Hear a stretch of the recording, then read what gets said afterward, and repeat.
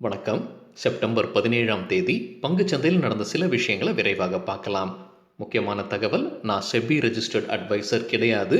இந்த வீடியோவில் காட்டக்கூடிய அனைத்து கம்பெனிகளும் வெறும் இன்ஃபர்மேஷனல் பர்பஸ்க்காக மட்டுமே. முதலீடு பண்ணுங்கன்னு சொல்கிற வீடியோ கிடையாது. எந்த ஒரு முதலீட்லையும் ரிஸ்க் இருக்கும். ரிஸ்க் புரியாமல் இன்வெஸ்ட் செய்யாதீங்க. ரிஸ்க் புரியலன்னா தயவு செய்து இன்வெஸ்ட்மெண்ட்டை தவிர்த்துருங்க. நம்ம ரூபி டிரைவர் சேனலை சப்போர்ட் பண்ணுற அனைத்து நல்ல உள்ளங்களுக்கும் நன்றி. வீடியோ பிடிச்சிருந்ததுன்னா தயவு செய்து லைக் பண்ணுங்கள். தெரியாதவங்களுக்காக ஷேர் பண்ணுங்கள். நிஃப்டி இன்னைக்கு 44 புள்ளிகள் இழந்து 0.25% குறைவாக க்ளோஸ் ஆயிருக்கு. க்ளோசிங் 17,585. இன்னைக்கு ஓப்பன் பார்த்தீங்கன்னா நல்ல கேப் அப் இருந்திருக்குங்க முந்தின க்ளோஸை விட. அதுக்கப்புறம் ஹையான 17,792 ரெக்கார்ட் ஹைங்க. அதுக்கப்புறம் லோவான 17,537. ஸோ பெரிய கேப் அப் இருந்தது. அதுக்கப்புறம் செல்லிங் நடந்ததுங்க. 15 மினிட் சார்ட்டில் பார்க்கலாம். வாலட்டிலிட்டி இண்டெக்ஸ் எதிர்பார்த்த மாதிரி 5.7% அதிகரித்தது.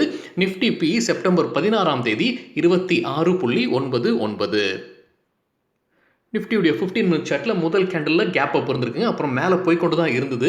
அதுக்கப்புறம் பார்த்தீங்கன்னா சடனாக ஒரு செல்லிங் இருந்திருக்கு நிஃப்டியில். அது கீழே கொண்டு போகுது நிஃப்டியை. செக்டர் வைஸ் பர்ஃபார்மன்ஸில் மீடியா செக்டர் அதிகபட்சமாக 1% அதிகரித்தது. ஃபினான்ஷியல் சர்வீசஸ் 0.7%, பேங்க் 0.4% அதிகரித்தது. பிரைவேட் செக்டர் பேங்க் 0.25% அதிகரித்தது. ஆட்டோ ஃப்ளாட்டாக இருந்தது. கன்சூமர் டியூரபிள்ஸ் 0.4% விழுந்தது. எஃப்எம்சிஜி 0.5% விழுந்தது. ஐடி 0.6%, ஃபார்மா கிட்டத்தட்ட 1%, health care index 1%, oil and gas 1.4%, realty 2.4% விழுந்தது. மெட்டல் 2.4% விழுந்தது. பப்ளிக் செக்டர் பேங்க் அதிகபட்சமாக 3% விழுந்தது. நிஃப்டியில் டாப் 5 கெய்னர்ஸ். கோட்டக் பேங்க் 5.6% அதிகரித்தது. HDFC bank 1.6, Bharti Airtel 1.5, Eicher motors 1.4, Maruti 1.2% அதிகரித்தது. நிஃப்டியில் டாப் 5 லூசர்ஸ். டாடா ஸ்டீல் 3.7% விழுந்தது. Coal India 3.5, State Bank of India 2.3, TCS கிட்டத்தட்ட 2%, ஹிண்டல்கோம் கிட்டத்தட்ட 2% விழுந்தது. இது இன்னைக்கு இரண்டாவது வீடியோ. முதல் வீடியோ நம்ம காலையில் பார்த்துருந்தோம். அந்த வீடியோவில் இருக்கிற சில செய்திகளுடைய தொகுப்பு தான் இப்போ நம்ம ஸ்க்ரீனில் பார்த்துக்கிட்டு இருக்கோம். இன்னைக்கு காலையில் வீடியோவில் நம்ம பேசின சில செய்திகள். பேட் பேங்க் குறித்து மத்திய நிதி அமைச்சர் சில செய்திகளை வெளியிட்டிருக்காங்க. அதை குறித்து நம்ம பேசியிருக்கோம். ஜிஎஸ்டி மீட்டிங் இன்னைக்கு நடக்குதுங்க. எந்தெந்த பொருட்களுக்கு மாற்றம் வருவதற்கான வாய்ப்பு இருக்குன்னு நம்ம சிலதை பேசியிருக்கோம். இன்சைடர் ட்ரேடிங்கில் மாட்டிக்கொண்டு ஒரு கம்பெனியுடைய எம்டி ராஜினாமா செய்திருக்கிறாரு.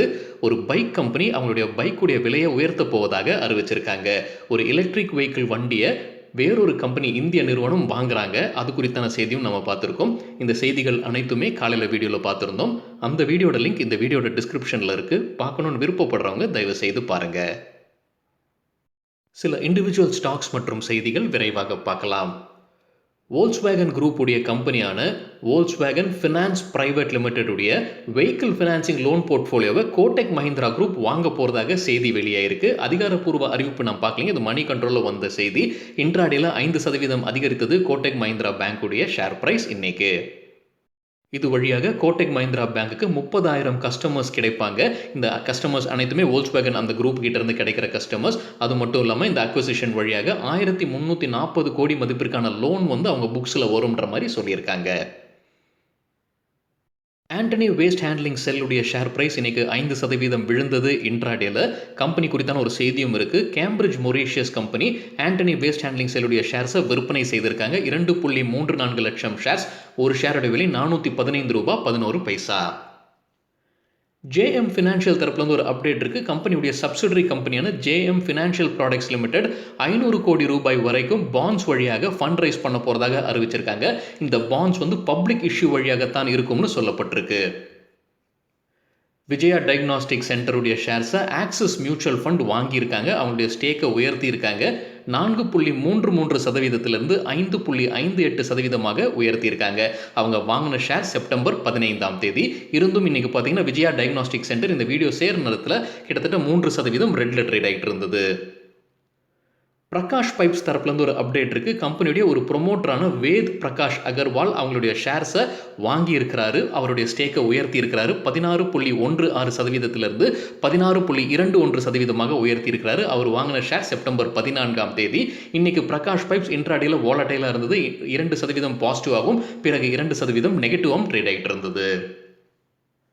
ஐடிஎஃப்சி லிமிடெட் தரப்புலேருந்து ஒரு அப்டேட் இருக்குது. கம்பெனியுடைய போர்டு ஒப்புதல் வழங்கியிருக்காங்க அவங்களுடைய மியூச்சுவல் ஃபண்ட் பிஸ்னஸை விற்பனை செய்வதற்கு. இதற்கான ஒப்புதல் அனைத்துமே வாங்கப்படும் விரைவில் சொல்லியிருக்காங்க கம்பெனியுடைய ஷேர் பிரைஸ் வாலட்டைலாக இருந்தது. இன்ட்ராடேல 5% பாசிட்டிவ்ல ட்ரேட் ஆகிட்டு இருந்தது. பிறகு 3% நெகட்டிவ்ல ட்ரேட் ஆகிட்டு இருந்தது. Matrimony.com தரப்புலேருந்து ஒரு அப்டேட் இருக்குது. கம்பெனி ஜூலை மாதத்தில் ஒரு அறிவிப்பு வெளியிட்டிருந்தாங்க. அதன்படி போட்மேன் டெக் பிரைவேட் லிமிடெட்ல 100% ஸ்டேக் வாங்க போகிறதாக அறிவிச்சிருக்காங்க. இப்போ அந்த டிரான்சாக்ஷன் முடிஞ்சிருச்சுன்னு சொல்லியிருக்காங்க கம்பெனி. அது மட்டும் இல்லாமல் அவங்க பங்களாதேஷில் அவங்களுடைய சப்சிடரி கம்பெனியை அமைக்கிறாங்க. அதே பிஸ்னஸ் அங்கே செய்ய இன்ட்ராடேல 2% அதிகரித்தது கம்பெனியுடைய ஷேர் பிரைஸ்.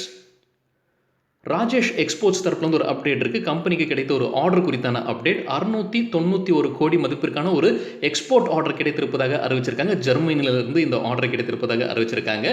டிசம்பர் 2021 இந்த ஆர்டர் முடிவடையும்னு சொல்லியிருக்காங்க. இன்ட்ராடேல வாலட்டைலாக இருந்தது. 3% கிரீனில் ட்ரேட் ஆகிட்டு இருந்த ஷேர் பிறகு 4% ரெட்டில் ட்ரேட் ஆகிட்டு இருந்தது. காஃபி டே குறித்து ஒரு அன்கன்ஃபர்ம்டு செய்தி எக்கனாமிக் டைம்ஸில் வெளியே வந்திருக்கு. இன்னைக்கு இன்ட்ராடேல 5% அப்பர் சர்க்கியூட்டை எட்டியது கம்பெனியுடைய ஷேர் பிரைஸ். அந்த செய்தியில் என்ன சொல்லப்பட்டிருக்குன்னா, கம்பெனியுடைய பெங்களூரில் இருக்கிற அவங்களுடைய அலுவலகம் 10 மாடி கொண்ட அலுவலகம் வேறு யாருக்காவது லீஸுக்கு விடப்படும் அப்படின்ற மாதிரி அந்த செய்தியில் சொல்லியிருக்காங்க. ஸோ இது வழியாக கம்பெனிக்கு பணம் கிடைக்கும்னு சொல்லியிருக்காங்க.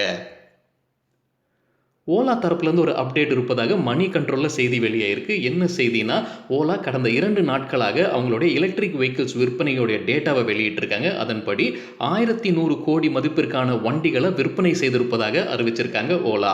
அடுத்த புக்கிங் ஓப்பனிங் நவம்பர் 1ஆம் தேதி திறக்கப்படும்னு சொல்லியிருக்காங்க. அந்த செய்தியில் அந்த நவம்பர் 1ஆம் தேதி திறப்பது தீபாவளியை முன்னிட்டு இருக்கும்னு சொல்லியிருக்காங்க மணி கண்ட்ரோல் செய்தியில். கார்தா கன்ஸ்ட்ரக்ஷன்ஸ் கம்பெனியுடைய ப்ரொமோட்டர் குரூப்பை சார்ந்த நரேஷ் ஜகுவால் கார்தா ஷேர்ஸை விற்பனை செய்திருக்கிறாரு. 28 லட்சம் ஷேர்ஸ். அவரும் சில பேர் சேர்ந்து 28 லட்சம் ஷேர்ஸை விற்பனை செய்திருக்காங்க. செப்டம்பர் 13ஆம் தேதி அவங்களுடைய ஸ்டேக்கை குறைச்சிருக்காங்க. 53.55%இருந்து 53.10 குறைச்சிருக்காங்க. இந்த வீடியோ சேர நேரத்தில் 3% ரெட்டில் ட்ரேட் ஆகிட்டு இருந்தது கம்பெனியுடைய ஷேர் பிரைஸ். என்சிஎல் இண்டஸ்ட்ரீஸ்க்கு கிரைசில் கொடுத்துருக்கிற கிரெடிட் ரேட்டிங் வெளியிட்டிருக்காங்க. அதன்படி அப்கிரேட் நடந்திருக்கு. அவங்களுடைய பேங்க் லோன் ஃபெசிலிட்டிஸ்க்கு லாங் டேர்ம் மற்றும் ஷார்ட் டேர்ம். லாங் டேர்முக்கு A- ஏ ஆக உயர்த்தப்பட்டிருக்கு. ஷார்ட் டேர்ம் பேங்க் லோன் ஃபெசிலிட்டிஸ்க்கு A2+இருந்து A1 ஆக உயர்த்தப்பட்டிருக்கு. இன்ட்ராடேல 4% அதிகரித்தது கம்பெனியுடைய ஷேர் பிரைஸ். ஆனால் இந்த வீடியோ சேர நேரத்தில் கிட்டத்தட்ட 1% ரெட்டில் இருக்காங்க. ஹெச்டிஎஃப்சி மியூச்சுவல் ஃபண்ட் ஒரு புது ஃபண்ட் ஓப்பன் பண்ண போகிறதாக மணி கண்ட்ரோலில் செய்தி வந்திருக்குங்க. அதன்படி அந்த ஃபண்டு குறித்தான டீட்டெயில்ஸ் வெளியிட்டிருக்காங்க. அது என்னென்னா, developed world indexes fund of funds. So வேறு ஃபண்ட்ஸில் இந்த ஃபண்டு போய் முதலீடு பண்ணுது. ஸோ அதான் ஃபண்ட்ஸ் ஆஃப் ஃபண்ட்ஸில் முதலீடு பண்ணுறாங்க. இது பேசிவ்லி மேனேஜ்டுங்க. ஸோ ஆல்ரெடி இருக்கிற இண்டெக்ஸில் தான் போட போகிறதா புரிந்து கொள்ளலாம். அவங்க 5 முக்கிய குளோபல் ஃபண்ட்ஸில் முதலீடு செய்ய போகிறாங்க. இந்த 5 குளோபல் ஃபண்ட்ஸ் 23 நாடுகளில் இருக்கிற ஸ்டாக்ஸில் முதலீடு செய்யும். எக்ஸ்பென்ஸ் ரேஷியோ 0.4% மட்டுமே சொல்லியிருக்காங்க. இது டைரக்ட் பிளானுக்கு. மியூச்சுவல் ஃபண்ட் குறித்து நம்ம வேறொரு வீடியோவில் டீட்டெயில்டாக பேசியிருக்கோம். அதில் பேசிவ் ஃபண்டுனா என்ன, ஆக்டிவ் ஃபண்டுனா என்ன, எக்ஸ்பென்ஸ் ரேஷியோனா என்ன அப்படின்னு முதற்கொண்டு நம்ம பேசியிருக்கோம். அந்த வீடியோட லிங்க் இந்த வீடியோட டிஸ்கிரிப்ஷனில் இருக்குது. பார்க்கணுன்னு விருப்பப்படுறவங்க தயவு செய்து பாருங்கள். இந்த குறிப்பிட்ட மியூச்சுவல் ஃபண்ட் குறித்து மணி கண்ட்ரோலும் ரிவ்யூ கொடுத்துருக்காங்க. மணி கண்ட்ரோல் என்ன சொல்லியிருக்காங்கன்னா, டைவர்சிஃபை பண்ண போர்ட்ஃபோலியோ இது, அதனால ரிஸ்க் குறையும், அதே மாதிரி ரிட்டர்ன்ஸும் குறையும். ஸோ மாடரேட் ரிட்டர்ன்ஸ் தான் இருக்கும், லெஸ் ரிஸ்க் தான் அப்படின்ற மாதிரி மணி கண்ட்ரோலில் சொல்லியிருக்காங்க. இந்த மியூச்சுவல் ஃபண்ட் குறித்தான ரிவ்யூ. இக்ளர்க் சர்வீசஸ் லிமிடெட் தரப்புலேருந்து ஒரு அப்டேட் இருக்குது. அவங்களுடைய பைபேக் குறித்தான அப்டேட் ரெக்கார்ட் டேட் வெளியிட்டிருக்காங்க செப்டம்பர் 30ஆம் தேதி. அவங்க பைபேக் அறிவித்த விலை பார்த்தீங்கன்னா ஒரு ஷேருக்கு 850 ரூபாய். ஆகஸ்ட் மாதத்தில் போர்டு ஒப்புதல் வழங்கியிருந்தாங்க. இப்போ செப்டம்பர் மாதத்தில் ஷேர் ஹோல்டர்ஸ் ஒப்புதல் வழங்கியிருக்காங்க. அதன் பின்னாடி அவங்க ரெக்கார்ட் டேட்டை அறிவிச்சிருக்காங்க செப்டம்பர் 30ஆம் தேதி. இன்னைக்கு இன்ட்ராடேல 5% அப்பர் சர்க்கியூட்டை எட்டியது கம்பெனியுடைய ஷேர் பிரைஸ். ஏர்லைன் ஸ்டாக்ஸ் இன்றைக்கி நல்லா பர்ஃபார்ம் பண்ணியிருக்காங்க. என்ன காரணம்னு தெரியலிங்க. ஸ்பைஸ் ஜெட் இன்ட்ராடேல 8% அதிகரித்தது. இண்டிகோ இன்ட்ராடேல 12.5% அதிகரித்தது. ஜெட் ஏர்வேஸ் 5% அப்பர் சர்க்கியூட்டை எட்டியது. நமக்கு தெரியும் ஸ்பைஸ் ஜெட் டாட்டாவுடன் போட்டியிடுறாங்க ஏர் இந்தியாவை வாங்குவதற்கு. ஜெட் ஏர்வேஸ் 2022 முதல் குவார்ட்டரில் அவங்களுடைய சேவை துவங்குவாங்கன்னு ஒரு எதிர்பார்ப்பும் இருக்குது. ஆனால் இன்றைக்கி 3 கம்பெனிகளும் நல்லா பர்ஃபார்ம் பண்ணியிருக்காங்க. இண்டஸ்இண்ட் பேங்க் குறித்து ஒரு செய்தி. UBS principal capital Asia limited இந்த கம்பெனியுடைய ஷேர்ஸை விற்பனை செய்திருக்காங்க. கிட்டத்தட்ட 33.9 லட்சம் ஷேர்ஸ். ஒரு ஷேருடைய விலை ₹1034.50. ஸோ ஒட்டு மொத்தமாக 354 கோடி மதிப்பிற்கான ஷேர்ஸை விற்பனை செய்திருக்காங்கன்ற ஒரு செய்தி. ஷேர் மார்க்கெட்டில் இப்போ classic text book type bull market இருப்பதாக தீபன் மெஹ்தா கூறியிருக்கிறாரு. அவர் எலிக்சர் ஈக்விட்டிஸ் உடைய டைரக்டர்ஸ். அவர் எக்கனாமிக் டைம்ஸில் அளித்த பேட்டியில் இது சொல்லியிருக்கிறாரு. இருக்கிற மார்க்கெட் சைட்வேஸில் போகும்போதோ இல்லைனா ஒரு கரெக்ஷன் இருக்கும்போதோ பையர்ஸ் மறுபடியும் உள்ளே வராங்க, மார்க்கெட்டை மேலே கொண்டு போகிறாங்க அப்படின்ற மாதிரி சொல்லியிருக்கிறாரு. ஒரு ட்ரிகர் தேவைப்படுது மேலே போவதற்கு. இப்போ இருக்கிற ட்ரிகர் அவர் என்ன சொல்லியிருக்கிறாருன்னா, டெலிகாம் செக்டருக்கு அரசு வழங்கிய மானியம் ஒன்று, இரண்டாவது இந்த பேட் பேங்க் குறித்து வந்த செய்தியும் ஒரு பாசிட்டிவாக இருப்பதற்கான வாய்ப்பு இருக்குது, அதுவும் ட்ரிகராக இருப்பதற்கான வாய்ப்பு இருக்குன்னு சொல்லியிருக்கிறாரு. ஐடிசி குறித்தும் அவர் பேசியிருக்கிறாரு. ஐடிசி ரொம்ப மெதுவாக தான் போய் கொண்டிருந்தது, அது ஒரு லகாடாக இருந்தது. ஆனால் இப்போ திடீர்னு மேலே போயிருந்தது, நேற்று நம்ம செய்தியில் பார்த்துருந்தோம். அதற்கு அவர் பெரிய காரணம் எதுவும் சொல்லிங்க. அவர் என்ன சொல்கிறாரு, இப்போ பெரிய புல் மார்க்கெட் ஓடிக்கிட்டு இருக்கு, அந்த புல் மார்க்கெட் காரணமாக ஐடிசி போன்ற லகாடும் மேலே போகுது அப்படின்ற மாதிரி சொல்லியிருக்கிறாரு. ஆனால் அவர் என்ன சொல்லியிருக்கிறாருன்னா, மார்க்கெட் வந்து ஐடிசி கிட்டேருந்து நிறைய எதிர்பார்க்குது. அதில் ஒரு எதிர்பார்ப்பு என்னன்னா, அந்த ஐடிசியில் இருக்கிற வேல்யூவை அன்லாக் செய்வதற்கு அவங்களுடைய பிஸ்னஸ் ஸ்பிளிட்டிங் நடக்கணும் அப்படின்ற மாதிரி சொல்லியிருக்கிறாரு. பிசினஸ் ஸ்பிளிட் ஆகும் பட்சத்தில் ஐடிசி இன்னும் நல்லா மேலே போகும்னு சொல்லியிருக்கிறார் திரு தீபன் மேத்தா. டைனமேட்டிக் டெக்னாலஜிஸ் லிமிடெட் தரப்புலேருந்து ஒரு அப்டேட் இருக்குது. கம்பெனிக்கு போயிங் கிட்டேருந்து ஒரு ஆர்டர் கிடைத்திருப்பதாக அறிவிச்சிருக்காங்க. ஆர்டருடைய மதிப்போ கால அளவோ கம்பெனி வெளியிடலை. இது இந்தியாவில் தயாரிக்கப்படும் அந்த ப்ராடக்டை போயிங்க்கு அனுப்பி வைப்போம்னு சொல்லியிருக்காங்க கம்பெனி. இன்ட்ராடேல 4% அதிகரித்தது கம்பெனியுடைய ஷேர் ப்ரைஸ். சரிங்க, இதுதான் சில விஷயங்கள் என்னுடைய பார்வைக்கு எட்டியது. நன்றி, வணக்கம்.